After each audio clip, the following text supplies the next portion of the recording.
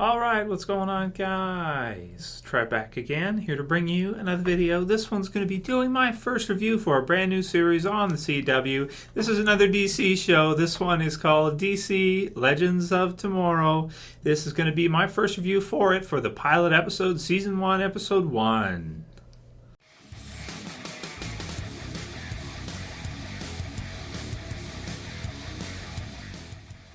Spoiler warning, if you guys have not seen the episode yet. That said, it's the first episode of the new show, so, we're just going over the basic intro and getting used to our characters, getting to meet everybody, and kind of getting a feel for what the show is going to be like. So I was a bit intrigued by this, the idea of this show, because I am a big fan of DC Universe. Really do like a lot of the characters in the DCU, as well as Marvel Universe. And we've never really seen, we have Agents of S.H.I.E.L.D., but aside from that, that's not really like a superhero. They have super tech, right? But this is like a full-on superhero team, DC's Legends of Tomorrow, that they've put together, as close as we've gotten to something like a Justice League as of now. Similarly with, in the past as well, too, when it comes to live action, it seems that Marvel DC always scared to bring out the full, their full A-listers when it comes to putting teams together or doing shows like that on TV. Maybe worried that it won't kind of live up to expectations if they are to do a full-on Justice League TV show with like your Batman, Superman, that kind of deal. But this one is about as close as we've got to a Justice League show. You have Hawkman, Hawkgirl. You have the Atom, Ray Palmer, who is a lot like Iron Man, to be honest, in this CW universe, so to speak. We have a couple of villains. So we have Captain Cold, and we have Heat Wave. We have as our villain Vandal Savage, who's cool. We have Rip Hunter as our Time Master, our Time Traveler. We have Dr. Martin Stein, and then his other part here, so creates Firestorm, with the two parts of them. And let's see, then we have Sara Lance as White Canary or Black Canary. It's the same thing, really, to be honest, just to differentiate them.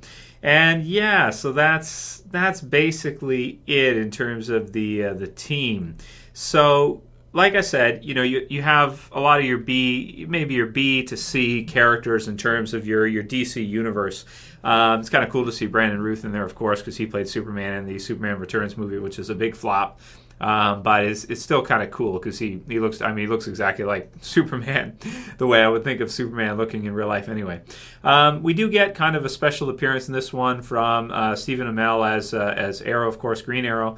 The Flash is in there a little bit too, and kind of some of the clips and stuff they show. So, they're connecting their sort of DC TV live action universe.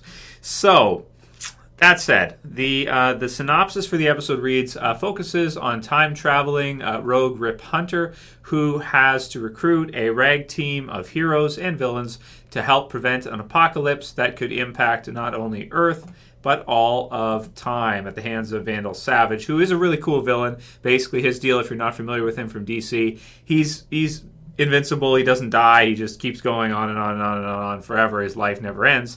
And as such, he's able to, over time, do some pretty amazing things over all the, the centuries and that of his existence. So, okay. In terms of the show itself, in terms of the first episode, I thought it was okay. I thought it was pretty good. This is kind of what you're expecting to get with the CW.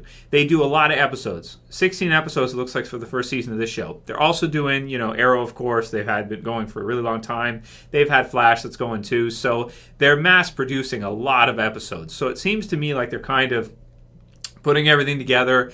I don't know how long they spend filming each episode. Maybe it's like a day or something or two, and they're done. That's it. They probably have like one take per scene, and that's it. They probably don't have much opportunity to reshoot stuff and really slow down, and like you'd be able to do with a movie, and make sure the quality is always there. With regards to CW shows, I feel like a lot of the time the quality is not always there. Even in some of the fight scenes here, in this episode, you have Captain Cold. He does this. He tries to do a spinning back fist, but he kind of comes across like it just doesn't look right. There's a lot of that too. When you get into the fighting scenes and stuff in the CW stuff, it's like, you're watching a show. That's the deal. It's hard for me to get into it. Maybe it's lack of imagination because I'm older now. Maybe this is more geared towards teens. I don't want to think like that, but I have trouble not thinking like that when you have stuff that just feels not corny, but it just doesn't feel right. Like, it feels like you're watching a dramatization, and I don't like that. It's not necessarily the superpowers, because there's lots of movies where you have,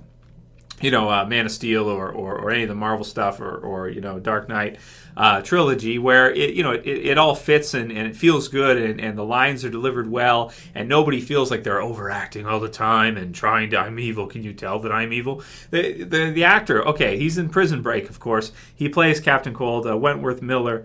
I know he's a better actor than that. I know he is. I've seen some stuff in Prison Break. He's a good actor. Why did they ask him to do that? Why did they ask him to talk like this all the time? It must be the idea for the show that's what they want. They want him to come across as like a cartoony. I get it. It's a cartoony, accessible to all ages. The score in the background's too loud, and sometimes it's hard to even hear what people are saying because you got the cheesy music that's so loud in the background and everything playing all the way through. So, that's what you're getting with the CW. It's the same as kind of with Arrow, the same kind of deal with Flash.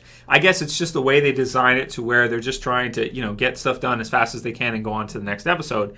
And I get that. This is the premiere. So premieres have to be good. My ranking scale for premieres is usually higher than, a regular episode. So for me, this one didn't blow me away. I thought it was okay. I'm going to give it a 7.5 out of 10. It's just okay for me. It's not incredible. It's hard for me to get into the experience. It's hard for me to take it seriously. You got characters talking about how they've already died. Two characters talking about how they've already died and they come back to life. And it's like, see, this is one of the problems I have with comic books. See, DC and Marvel, they will do this. They kill characters all the time. They bring characters back. It doesn't mean anything. They just recycle. It's just ridiculousness. Now, in this one, you got time travel, so I guess it's okay. It kind of fits, if you have time travel mixed in there, you have to, that's not too big of a deal if you want to talk about, characters being alive or this kind of deal in the time stream and everything. It's within that realm of characters dying, coming back, and this kind of thing if you're going to include time travel. So it is what it is. So that's pretty much the bad that I have to say about the show. Aside from that, it is pretty enjoyable. If you like DC, I think you like it. If you like Flash and Green Arrow or Arrow, you probably like it too. You'll probably enjoy it too, since of course they make a quick cameo. Arrow's actually in the beginning, which is cool. And it's kind of like it's got an ensemble cast, so you don't have it focusing on just one hero or anything like that. You have a whole team, which is kind of cool. You got lots of fire, ice, and good effects in that. I like the way Hawkman and Hawkgirl actually look. They actually look pretty cool. They don't look too cheesy when they fly up or do things like that, or get into a fight with a character in this, which I'll just kind of keep out of it, which is kind of cool. He's a decent villain. I'll just say Kronos is pretty cool. He's like a time-traveling bounty hunter, so to speak, which is pretty fun.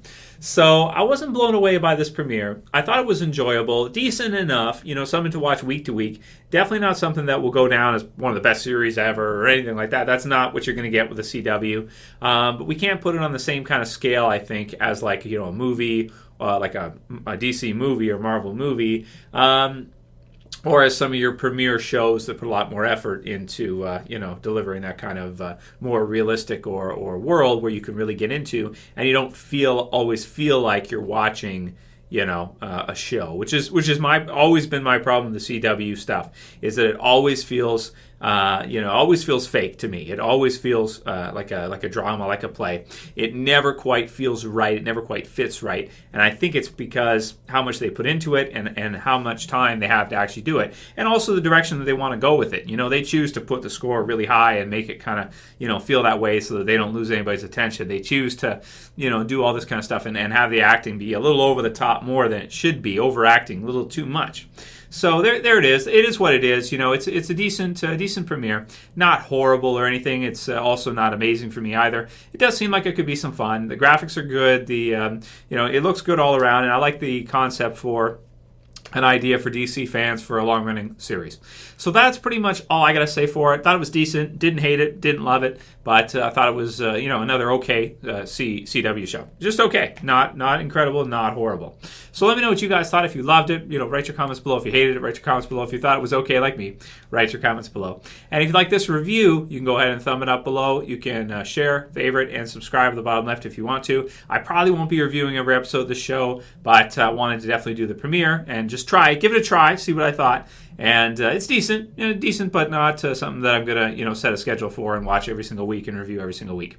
So let me know what you guys think. If you like the video, like I said, do all that. And thanks for watching. I'll see you guys again real soon for another review. As always, it's Trev. I'm saying peace.